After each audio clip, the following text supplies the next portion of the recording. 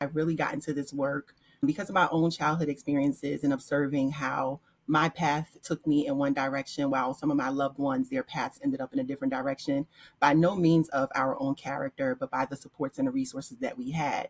And along the way, I also discovered some of my own gifts. So I've always had very lucid dreams and I've received prophetic messages.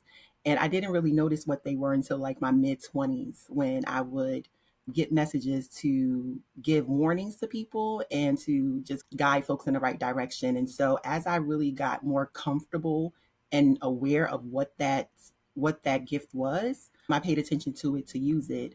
And so I became an author recently in 2025 because my gifts were, I was experiencing the loss of a number of individuals. So starting in 2022, I witnessed one of my staff members actually passed away.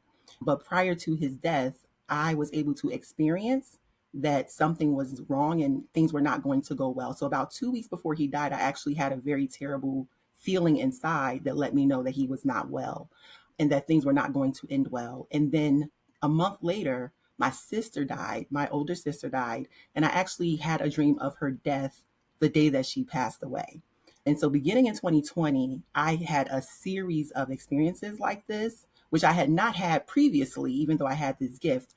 I had started to be able to see folks pretty much die before it happened. And so that was a very traumatic experience for me. You can imagine it was a spiritually traumatic experience, an emotionally traumatic experience, and also a cognitively a traumatic experience. And so in 2023, I ended up with a therapist, and I also found myself a spiritual coach. And so I was able to process not just those two deaths, but the over a dozen deaths that followed between 2022 and 2025. So in 2025, my aunt died in April. And so this experience has been consistent for 3 years. And I had to figure out, how do I heal myself and continue to operate and function in the world as a leader, as a woman, as someone who cares about the community and as of people.